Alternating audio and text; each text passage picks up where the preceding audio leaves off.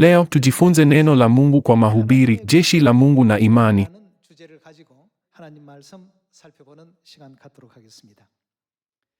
Katika Biblia kuna hadithi nyingi kuhusu majeshi.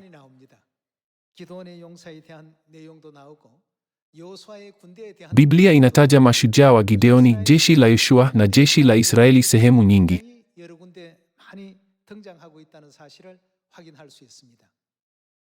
Tunaweza kujiuliza, Mungu alifundisha Biblia hutoa hekima ya wokovu.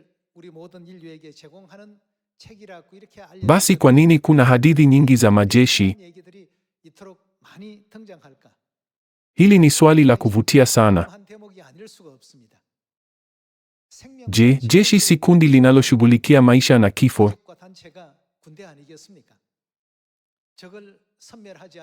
Jeshi ni kundi maalum.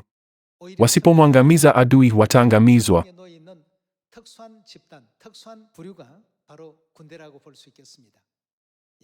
Leo tujifunze mapenzi ya Mungu katika Biblia kwa mahubiri, jeshi la Mungu na imani.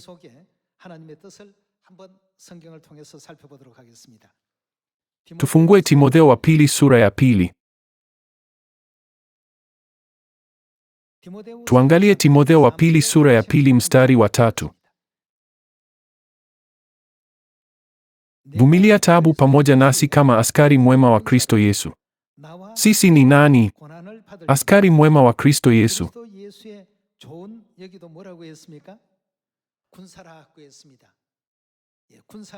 Je, jeshi si kundi la askari?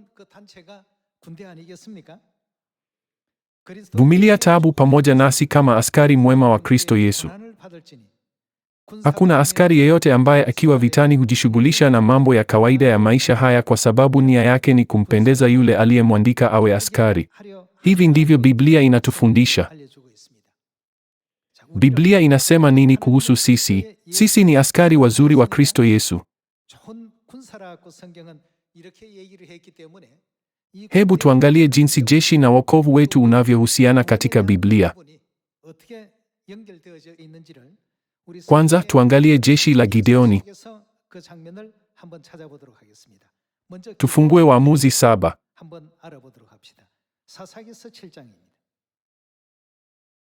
Wakati huo Israeli iliteseka chini ya utawala mkali wa Wamidiani.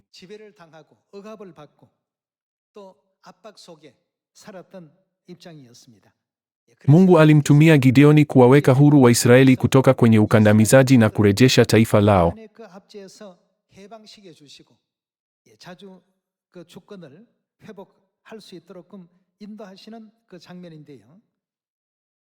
Tuangalie sura ya 7 mstari wa 1.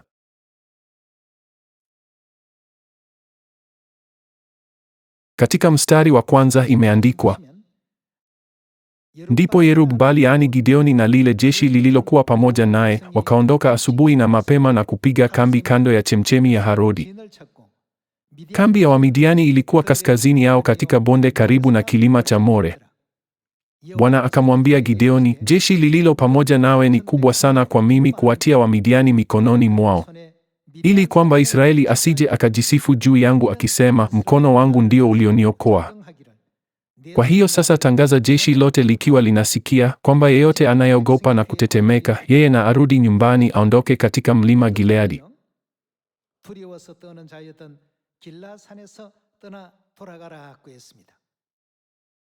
Kwa maneno mengine, wale wenye hofu hawakuamini kwamba Mungu angewapa Waisraeli ushindi na alikuwa anaongoza matukio haya, na waliogopa kuuawa na adui zao.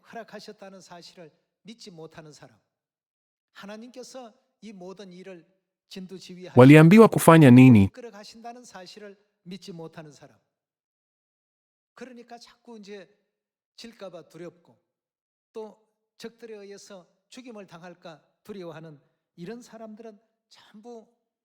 Arudi nyumbani, aondoke katika mlima Gileadi.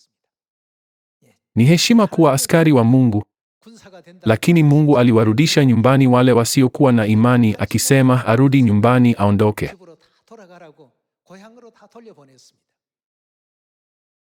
Askari waliobaki ni wale waliokuwa na imani kamili katika Mungu.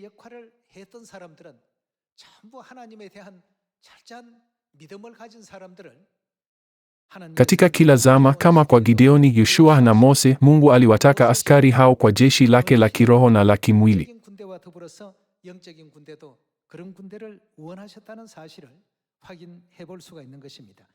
Waliotetemeka kwa hofu walirudishwa. Hivyo watu 22,000 walirudi, wakabaki 10,000.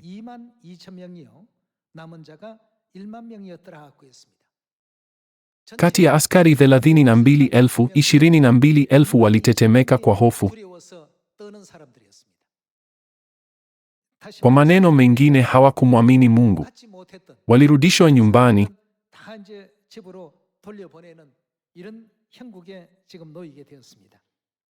Mungu alimwambia Gideoni, hata 10,000 walikuwa wengi. Mungu hakuruhusu ukubwa wa jeshi kuamua ushindi au kushindwa.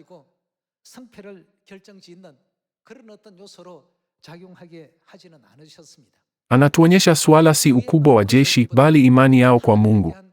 Yote yalitokana na imani yao.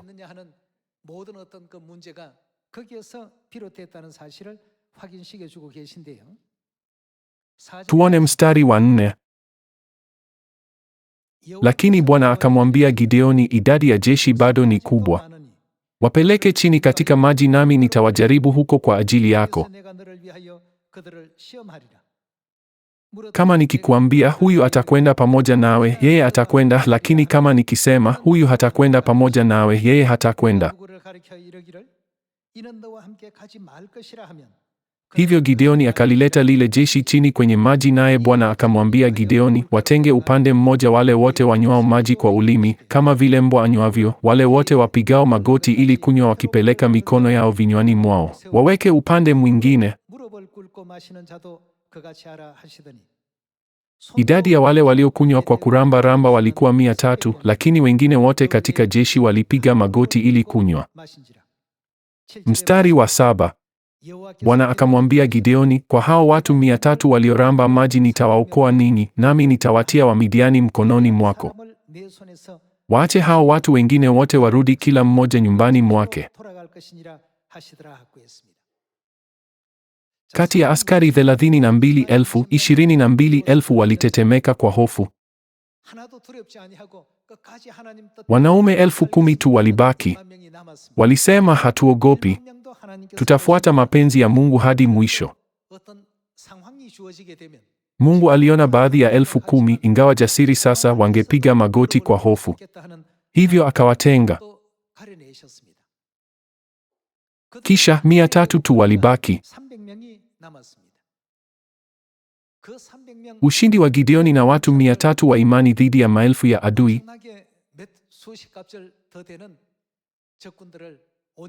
unaonyesha Mungu huwachagua wenye imani kamili kwa jeshi lake.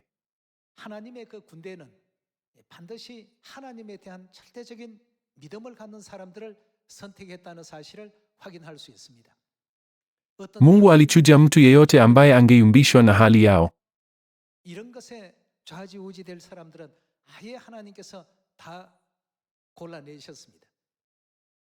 Katika enzi hii ya Injili, Timotheo wa pili sura ya 2 inasema tumeitwa askari wema wa Kristo. Kama jeshi la Gideoni, ili Mungu atutumie, ni lazima tuwe na imani.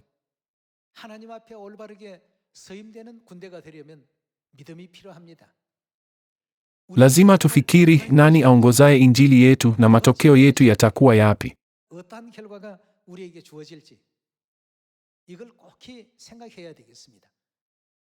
Wenye hofu hufikiri, itakuwaje tukishindwa? Na kama kushindwa kutaleta shida, ndiyo maana wana hofu. Mungu ameshaandaa kila kitu. Imetupasa kwenda tu. Alituambia twende Samaria na miisho ya dunia na kuwafanya wanafunzi mataifa yote. Alituambia yote ya kufanya.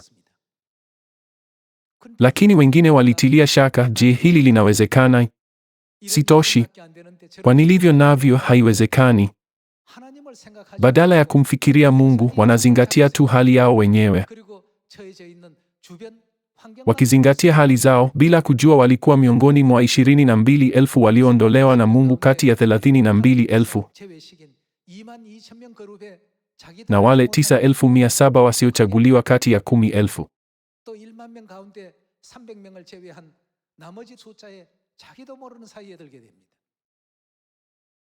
Kila mtu, Mungu hakuangalia idadi ya watu wala hakuwachagua kwa ajili ya ustadi wao.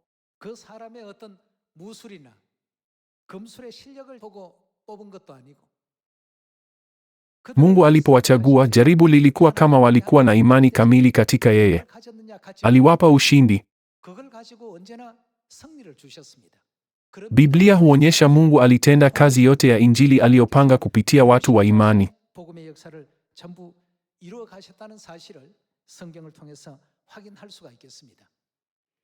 Tuangalie kwa ufupi ushindi katika Waamuzi sura ya 7.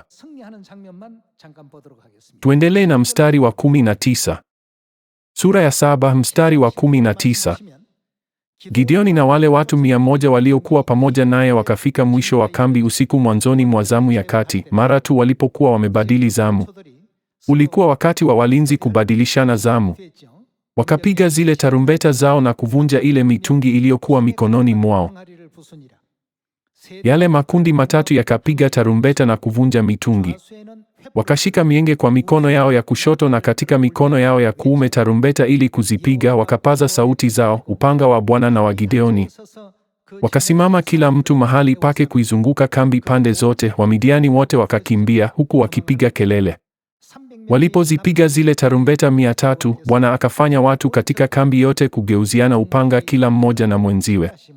Jeshi likakimbia mpaka Beth-shita kuelekea Serera hadi mpakani mwa Abel-Mehola karibu na Tabathi.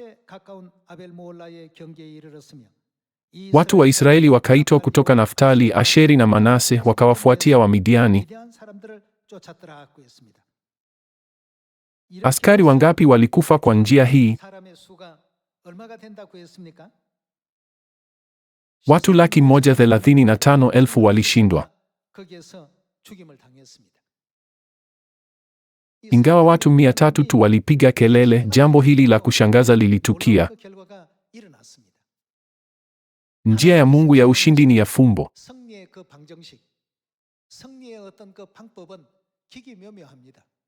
Hatuwezi kuwazia. Tunaweza kufikiri, tunawezaje kuwashambulia adui zetu? Tunaweza kuua watu wangapi kwa mishale na panga? Ushindi utatujia lini? Haiwaziki kwa wanaume 300 kuwaua 135,000. Walakini Mungu aliongoza kila kitu kwa urahisi ili jeshi la Gideoni lishinde.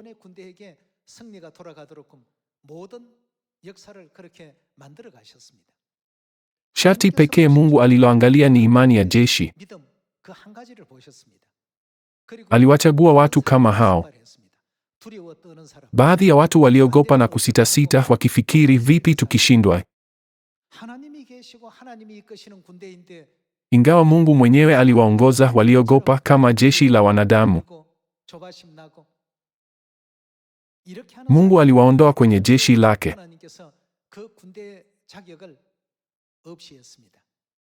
Kazi ya Mungu ilikuwa ya kushangaza.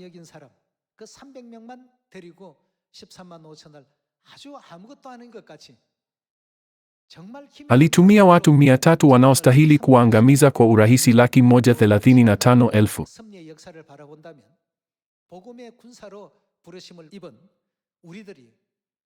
Hili linajibu swali kwetu leo, kama askari wa Injili, tuwe na mtazamo gani kufanya kazi ya Injili ya Mungu? Hatupaswi kupuuza au kusahau yale Biblia inafundisha waziwazi.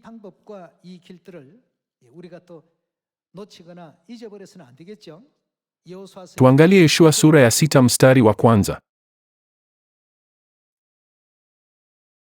Kama tunavyojua, Mungu aliwapa Israeli ushindi juu ya Yeriko, Yoshua akiwaongoza.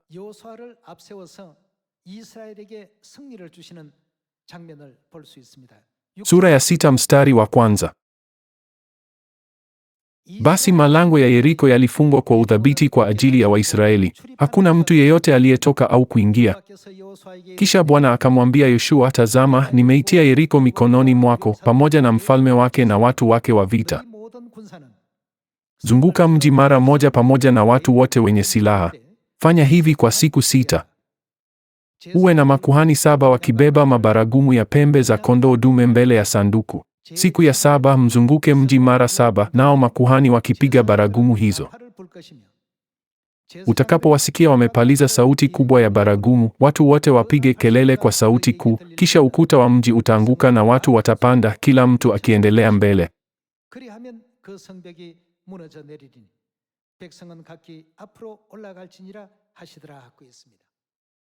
Mungu aliamuru vita ambayo vilivyoonekana si vita. Zunguka mji mara moja. Siku ya 7 mzunguke mji mara 7. Utakapowasikia wamepaliza sauti kubwa ya baragumu, watu wote wapige kelele kwa sauti kuu, kisha ukuta wa mji utaanguka na watu watapanda, kila mtu akiendelea mbele.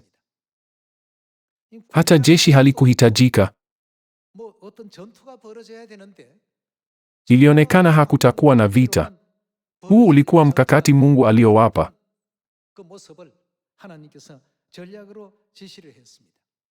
Jeshi la Yoshua lilitii neno la Mungu.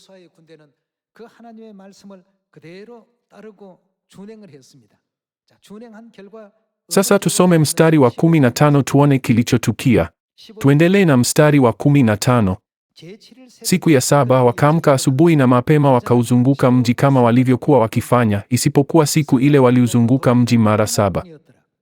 Walipouzunguka mara ya 7, makuhani walipopiga baragumu kwa sauti kubwa, Yoshua akawaamuru watu akisema, pigeni kelele, kwa maana Bwana amewapa mji huu. Mji huu pamoja na vyote vilivyomo ndani yake utawekwa wakfu kwa Bwana. Ila Rahabu tu, yule kahaba na wote ambao wako pamoja naye nyumbani mwake ndio watakaosalimishwa, kwa sababu aliwaficha wale wapelelezi tuliowatuma. Tuone mstari wa 20. Wakati baragumu zilipopigwa, watu walipiga kelele na katika sauti ya baragumu na watu kupaza sauti, ukuta ukaanguka, hivyo kila mtu akapanda akiendelea mbele na kuuteka mji.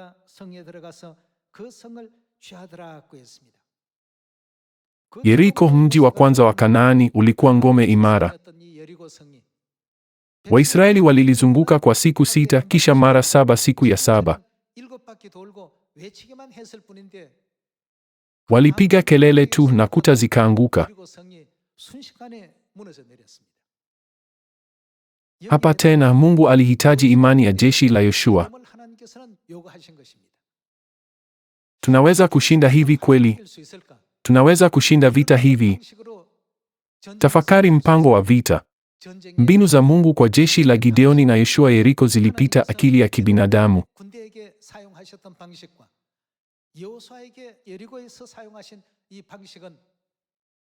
Njia zake zilipita akili ya kawaida.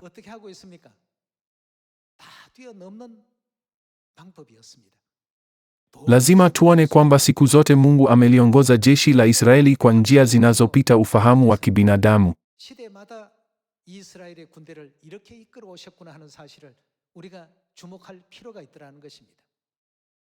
Mungu anauliza na kuamuru nini jeshi lake la kiroho katika enzi hii?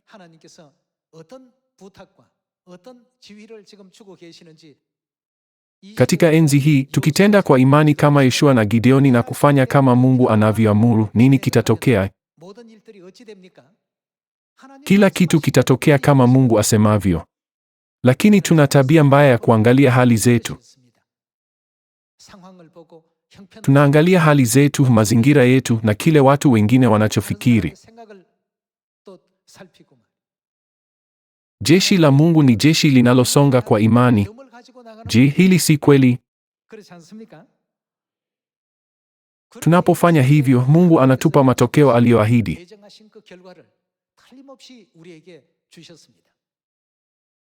Hata hivyo, tuna wasiwasi sana hadi kazi itakapomalizika. Kwa sababu ya mawazo yao ya kibinadamu, mbinu na hofu, waliambiwa hamstahili. Nendeni nyumbani. Na 22,000 wakaenda nyumbani.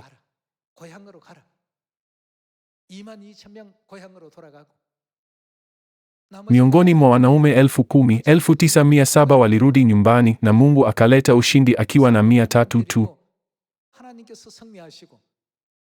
Hii inaonyesha Mungu daima anafanya kazi yake ya Injili kupitia jeshi la mbinguni la imani, wawe wengi au wachache.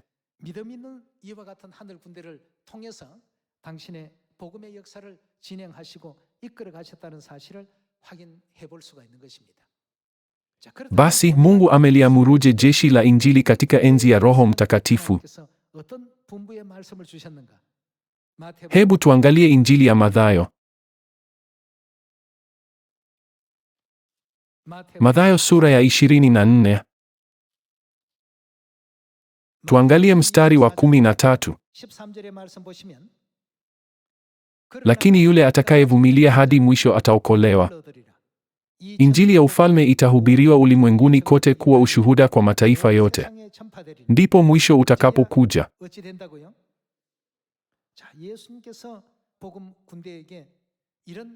Yesu alilifundisha jeshi lake la Injili kuhusu mwisho huu.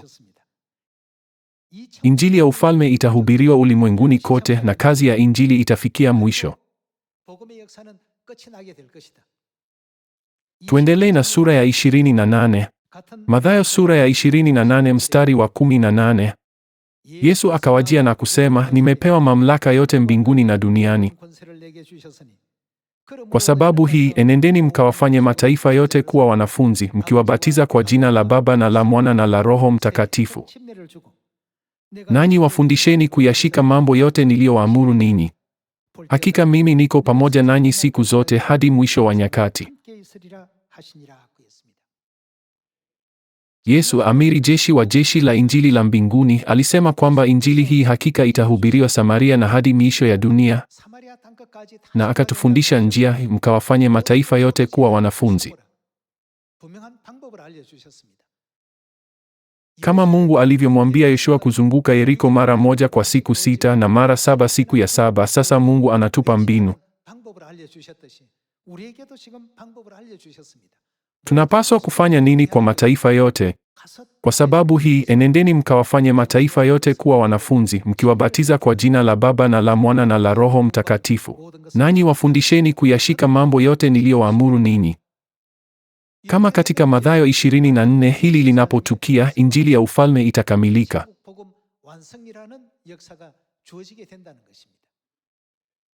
Jeshi la Yoshua au la Gideoni walifanya kama Mungu alivyosema. Kisha nini kilitokea? Walipokea matokeo kulingana na neno lake. Basi vipi kuhusu jeshi la Injili la Mungu leo? Je, hatupaswi kuamini kwamba Mungu hutimiza neno lake na kusonga mbele? Mungu alisema, Injili ya ufalme itahubiriwa ulimwenguni kote. Na hadi kazi itakapomalizika, atafanya nini kwa ajili yetu? Katika Isaya sura ya 41, je, hasemi nitakusaidia? Sisi ni askari wa Injili wa ufalme wa Mungu. Mungu mwenyewe anatuongoza na kutusaidia.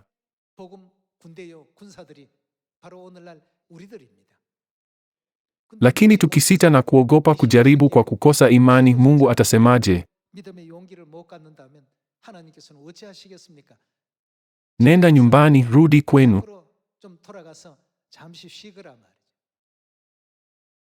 Kama majeshi ya Yoshua na Gideoni, jeshi la Injili la Mungu lazima liwe na imani. Sharti tusikie neno la Mungu na tuamini kazi yake itatimizwa kama alivyoahidi. Hii ndiyo Injili ya kanisa la Mungu tunayopaswa kutimiza.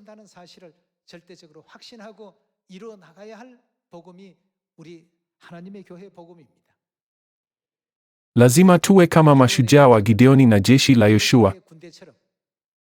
Badala ya kufikiri walishinda kwa muujiza wa Mungu tu, tunapaswa kuuliza, je, Mungu aliitimizaje? Jukumu la Mungu na jukumu la askari lilikuwa nini?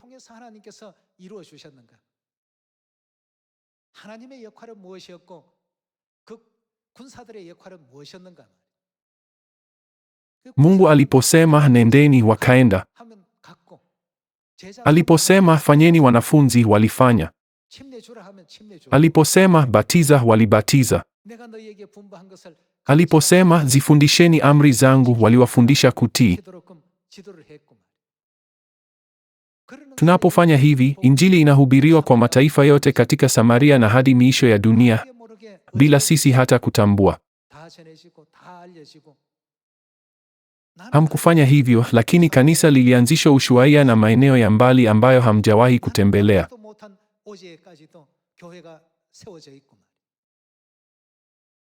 Mungu asemapo, nitafanya yote, msiwe na wasiwasi.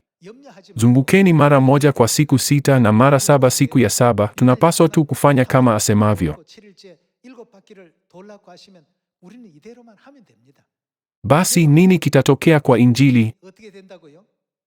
Je, Mungu tayari hakuahidi kwamba Injili itahubiriwa kwa ulimwengu mzima?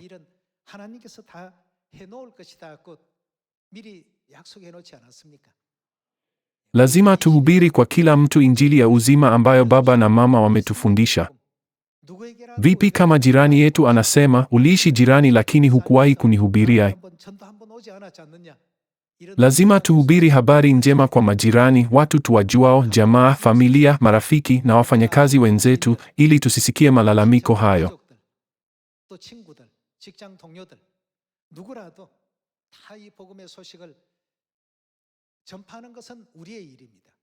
Baadhi watasikiliza na baadhi watakataa.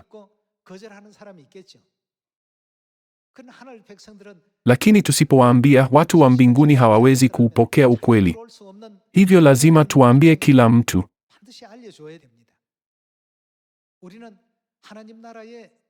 Hebu tusisahau kamwe misheni yetu. Sisi ni askari wa Injili wa ufalme wa Mungu.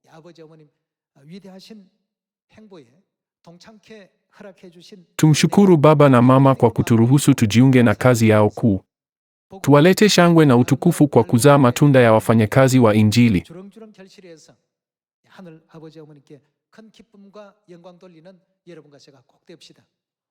Mungu hazingatii sifa nyingine kwa ajili ya kazi hii. Biblia inasema sifa muhimu zaidi kwa jeshi la Mungu ni imani. Hebu tusonge mbele kwenye njia ya Injili tukiwa na imani kwamba kila kitu kitatimizwa kama Mungu alivyosema. Ningependa kuhitimisha mahubiri. Asanteni sana.